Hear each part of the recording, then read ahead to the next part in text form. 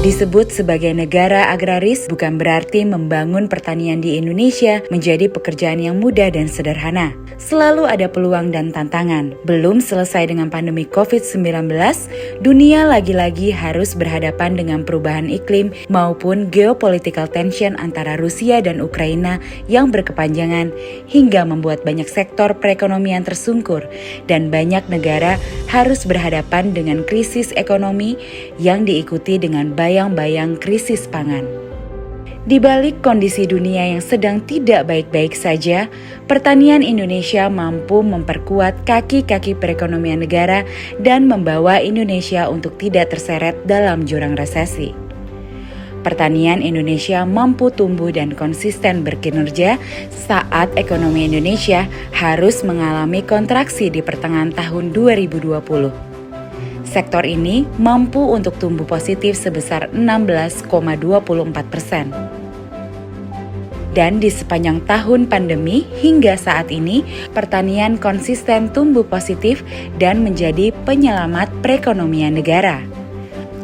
Dari sisi produksi, pertanian juga mampu menunjukkan ketangguhannya.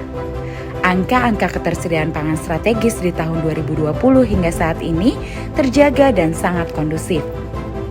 Bahkan beras sebagai komoditi pangan utama di Indonesia juga terbukti mampu untuk terus dijaga dengan baik. Utamanya petani masih berproduksi beras dan sampai saat ini harganya belum naik. Moga-moga tidak naik karena stoknya selalu ada. Dan sudah 3 tahun kita tidak impor beras lagi. Biasanya kita impor 1,5 juta ton, 2 juta ton. Ini sudah tidak impor lagi. Ini Menteri Pertanian hadir di sini. Terima kasih Pak Menteri.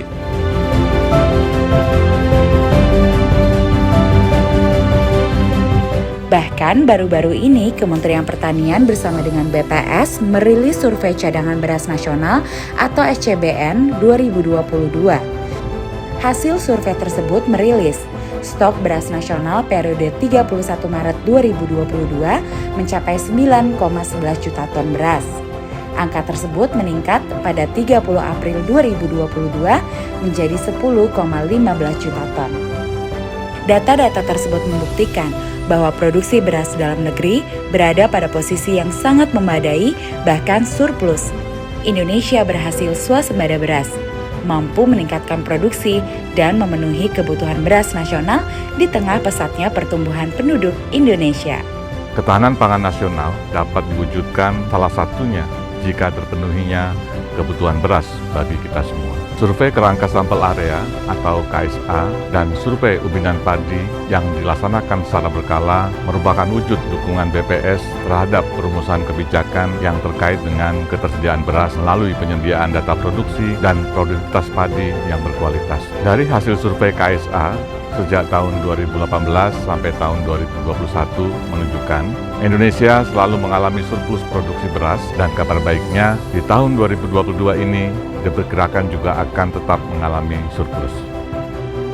Perumbulok tetap konsisten melaksanakan salah satu tugas mengamankan harga gabah beras di tingkat petani melalui penyerapan beras petani dengan rata-rata serapan sebanyak 1,5 juta ton per tahun pada 5 tahun terakhir, sehingga dapat menjaga stok beras nasional dalam kondisi aman. Di samping itu, dengan penyerapan beras petani tersebut, maka pemerintah tidak impor beras untuk kebutuhan cadangan beras pemerintah secara berturut-turut selama 4 tahun terakhir. Kinerja sektor pertanian yang tangguh menghadapi berbagai tantangan syarat dengan sinergi dan kolaborasi.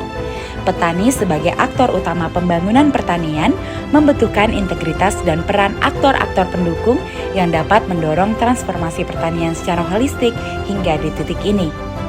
Bersama kita pulih lebih cepat, bangkit lebih kuat, bangun pertanian, hadapi tantangan ke depan.